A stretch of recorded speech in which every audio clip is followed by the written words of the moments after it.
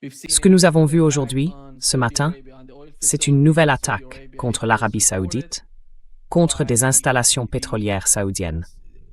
Cela a été rapporté par les autorités saoudiennes. Elles ont déclaré que la résistance irakienne, ou des personnes en Irak faisant partie de la résistance, les avaient attaquées à l'aide de drones.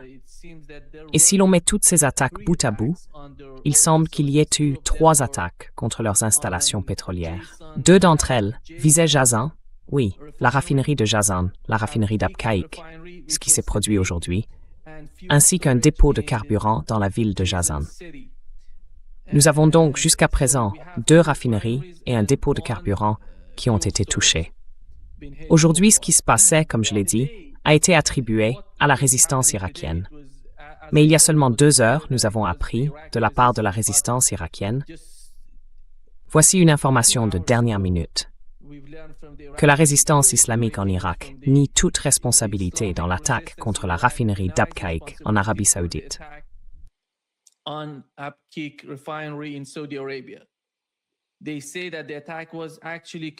Ils disent que l'attaque a en réalité été menée par le Yémen. Et il semble que les Yéménites les aient attaqués, mais ils essayent, d'une manière ou d'une autre, de dire que c'était l'Irak.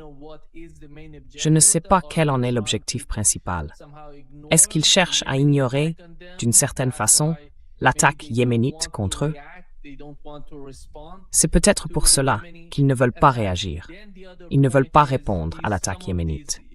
L'autre point, c'est que certains responsables saoudiens ont publié des messages sur X. Ils ont dit que l'attaque arrivait. Cela signifie qu'ils vont attaquer. Mais le communiqué officiel affirme que c'était la résistance irakienne, ce qui n'était pas le cas. La résistance irakienne l'a démenti. Comment comprenez-vous cette sorte de complexité qu'ils créent eux-mêmes en Arabie saoudite?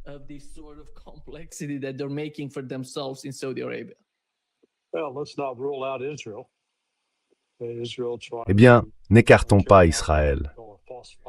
Israël essaye de monter une opération sous fausse bannière, de faire croire que ce sont les Irakiens ou quelqu'un lié au Yémen.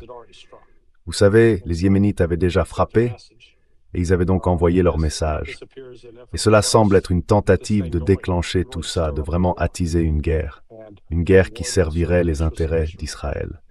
Donc on ne peut pas écarter cette hypothèse.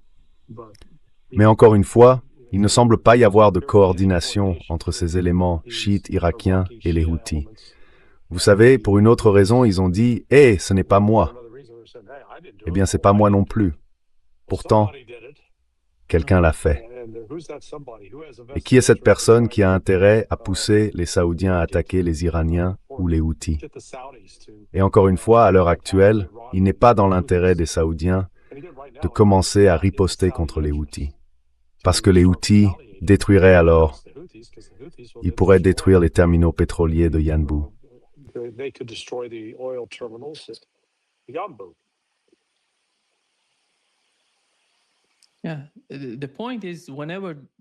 Oui, le fait est que, chaque fois qu'ils font quelque chose, je parle d'Ansar Allah au Yémen, ils publient une déclaration pour nous dire quelle était la cible et comment ils l'ont frappée.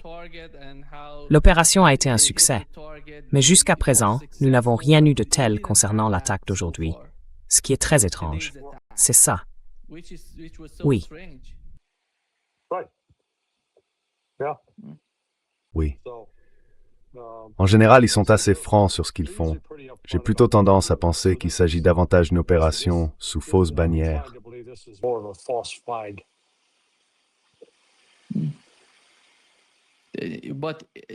Mais l'effet cumulé de ces attaques est énorme et peut-être pour la Haoudite, pour ses exportations. Eh bien, cette attaque de drone, celle dont on parle, je ne pense pas qu'elle ait été si importante. Je ne pense pas qu'elle ait causé tant de dégâts que ça.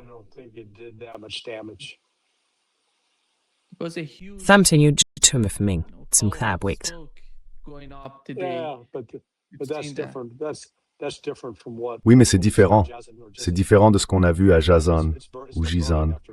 Enfin, ça brûle toujours après 2 jours, et on entre dans le 3e jour. Et là encore, vous savez, le Yémen, Je ne pense pas que les Yéménites aient fait ça. Donc on revient à la question, qui l'a fait? C'était un groupe en Irak, payé par Israël pour le faire. Vous savez, c'est une bonne raison d'essayer d'encourager davantage de combats entre des pays qui, normalement, pourraient être alliés contre Israël.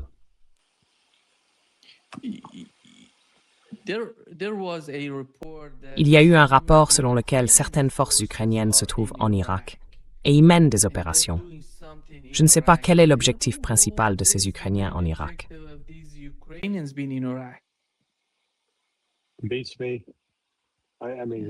Aucune idée. Enfin, s'ils sont là, c'est juste du gaspillage d'effectifs. C'est juste, vous savez, de la démonstration. Mais ça n'aide pas l'Ukraine sur le plan stratégique. Et puis, vous savez, c'est pas une force assez importante pour faire quoi que ce soit contre l'Iran. Alors, quel est l'objectif? Juste se montrer pour dire qu'on est là.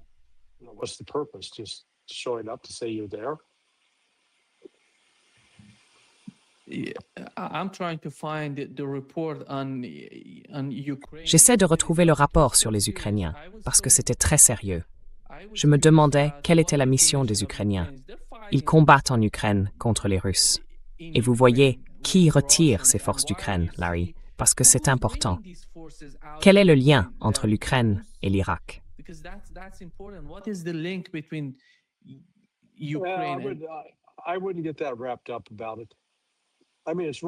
Je ne m'emballerai pas autant là-dessus. Franchement, ce n'est pas pertinent. Ça ne veut absolument rien dire. Ça ne va pas changer le cours de la guerre pour l'Iran. Et ça ne changera certainement pas le cours de la guerre pour l'Ukraine. C'est juste, vous savez, c'est du piège à clics. On publie une histoire dramatique, les gens cliquent dessus en se disant « Oh, ça doit être important ». Mais c'est pas important.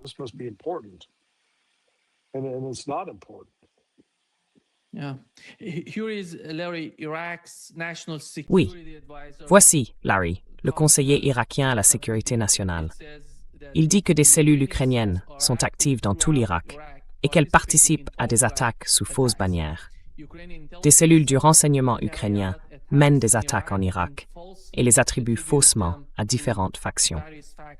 Nous arrêtons des individus et des éléments qui avouent que des cellules ukrainiennes ont mené des attaques contre des installations souveraines irakiennes. Et elles mènent des opérations sous fausses bannières en Irak. Et quel est le lien entre ces gens et Israël? C'est une grande question. Oui,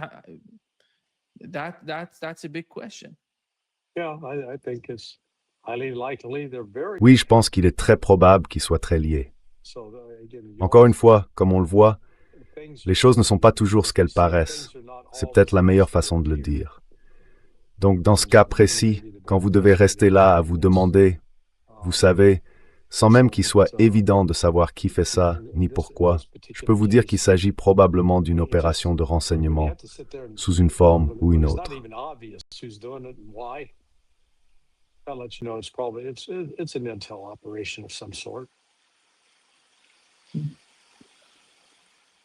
L'Iran attaque en ce moment même, pendant que nous parlons.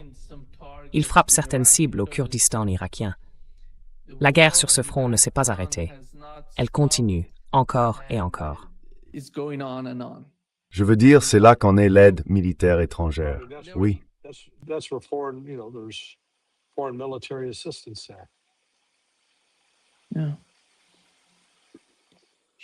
Voici ce que Donald Trump a déclaré aujourd'hui au sujet des discussions ou des négociations entre l'Iran et les États-Unis. Nous menons des négociations très amicales. Et au fait, notre marine est redoutablement efficace pour mettre en place un blocus. Pas un seul bateau n'entre. Nous avons un blocus. Ils aimeraient qu'on le lève. S'il vous plaît, nous ne voulons plus du blocus. Ils disent, s'il vous plaît, pas de blocus. Et j'ai approuvé la plus grande mesure de déréglementation jamais prise en Amérique.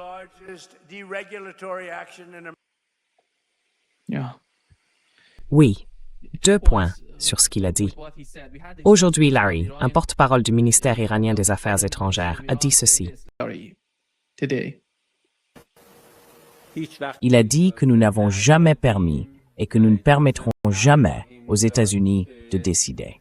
آمریکا تعیین کننده زمان جنگ و صلح باشه.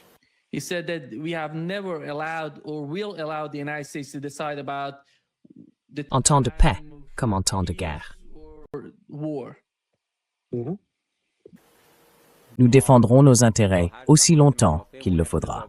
مصالحمون اقتضا بکنه دفاع میکنیم هر وقت احساس بکنیم که میتوانیم We're going to defend, our interests as long as it requires. از ابزار دیپلماسی استفاده بکنیم برای حفظ منافع ملی حتما به عنوان Chaque fois qu'il faudra recourir à la diplomatie pour protéger nos intérêts, nous le ferons. Il dit que les négociations dont parle Donald Trump se déroulent entre l'Iran et Oman. بین ایران و عمان هست. He says the negotiations are between Iran and Oman, the negotiations that Donald Trump is talking about. چند دور مذاکره روز جمعه و شنبه برگزار شد. مذاکرات مفیدی بود. Nous avons négocié vendredi et samedi, et les négociations ont été utiles d'une certaine manière. Oui, tout repose sur la gestion du passage des navires et des bâtiments à travers le détroit d'Ormuz. Yeah, it's all about the management of the passage of the ships and vessels through the Strait of Hormuz. خیر به این گمانه‌زنی‌های رسانه‌ای خیلی Oui, il répond à ce que Donald Trump vient de dire. Des négociations entre l'Iran et les États-Unis. Il dit qu'il s'agit de spéculation de la part des médias. Oui, ما هیچ مذاکره‌ای در حال حاضر با آمریکا نداریم. nous n'avons actuellement aucune forme de négociation avec les États-Unis. مذاکراتی که ما داریم و گاهن ممکن هست که تفسیرهای متفاوتی ازش بشه همون مذاکراتی است که با عمان داریم. Les seules négociations que nous avons aujourd'hui sont celles entre l'Iran et Oman. Mais ces négociations font l'objet d'interprétations différentes. D'une certaine manière, certains parlent de négociations entre l'Iran et les États-Unis. Mais en réalité, les négociations ont lieu entre l'Iran et Oman. Les États-Unis n'y participent pas. Je m'attache à conclure les accords nécessaires concernant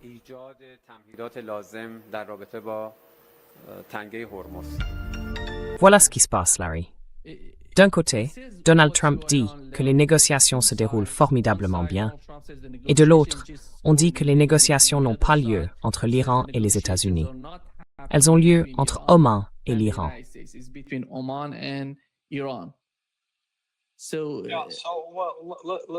Alors soyons clairs. Il y a bien des négociations, mais elles sont indirectes par l'intermédiaire du Pakistan. Et on en a vu la preuve hier. Vous vous souvenez de cette information qui a circulé en Israël, selon laquelle Trump aurait dit à Israël « Vous devez vous retirer du Liban, de Gaza et de la Cisjordanie ». Vous vous en souvenez?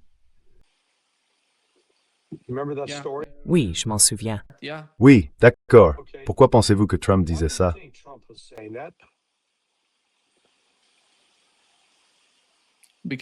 À cause des messages qui s'échangent entre les deux camps.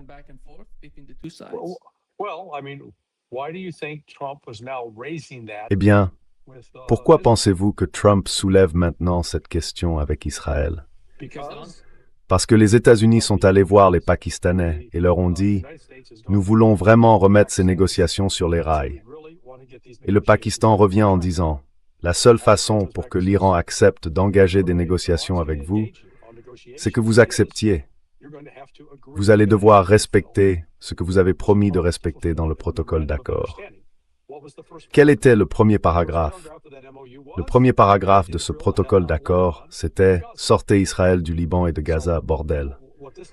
Donc voilà ce que ça me dit. Oui, ils ne négocient pas directement, mais il y a des négociations. Les États-Unis transmettent un message au Pakistan.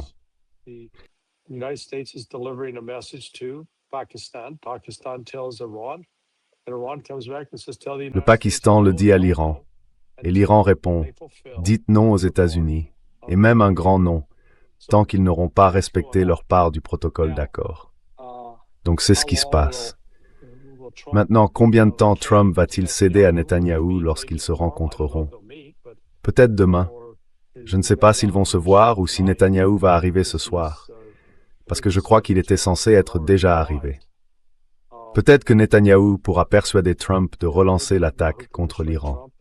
Le problème, comme nous en avons parlé hier soir, c'est que les États-Unis manquent de missiles de précision. Et ils ont un vrai problème, de sérieux problèmes économiques, à cause de la pénurie de diesel et de carburant pour avions.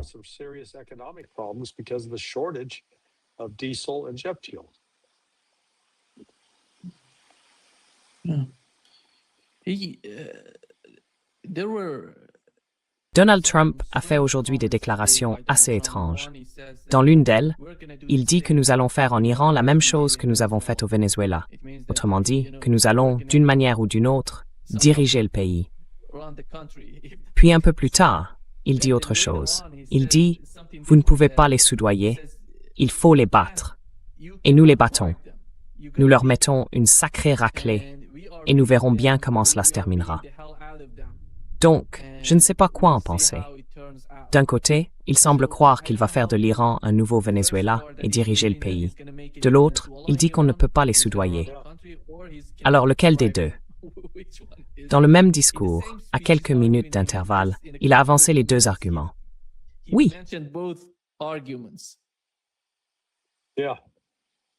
Oui,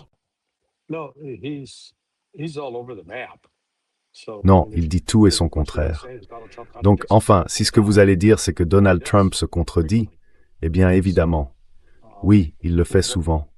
Alors, quelle est l'alternative? Le brancher à un détecteur de mensonges pour le forcer à dire la vérité.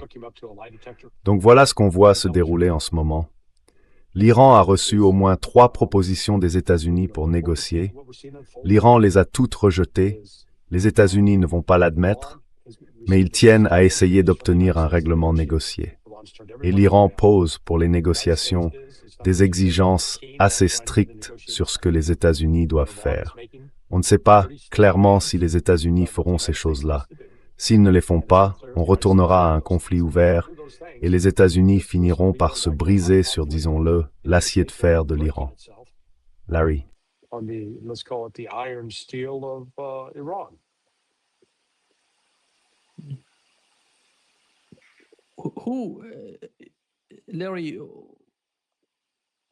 Qui a voulu cette rencontre entre Donald Trump et Benjamin Netanyahu? Netanyahou. Donc on ne sait pas clairement si ça va se faire. C'est ce que, vous savez, Bibi raconte aux gens. Oui, c'est là que je vais, on va se rencontrer. Enfin, peut-être, peut-être pas. On ne sait pas clairement si Trump a réellement accepté de le rencontrer.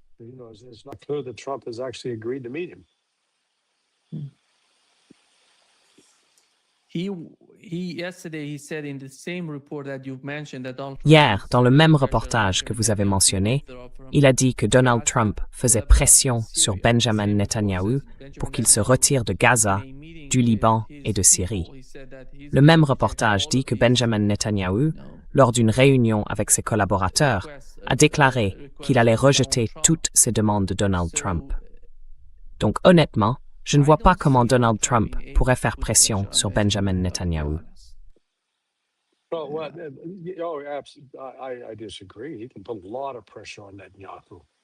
Je ne suis pas d'accord. Il peut exercer une forte pression sur Netanyahou. Les États-Unis contrôlent désormais, en gros, l'approvisionnement en pétrole, en diesel et en carburant pour avions dont Israël a absolument besoin. Enfin, Israël doit les avoir, sinon il ne pourra pas poursuivre ses opérations de combat. Donc, Trump n'a qu'à dire « Mon vieux, tu fais ça, sinon, tu fais ce que je te dis, sinon, on te coupe les vivres. » C'est aussi simple que ça.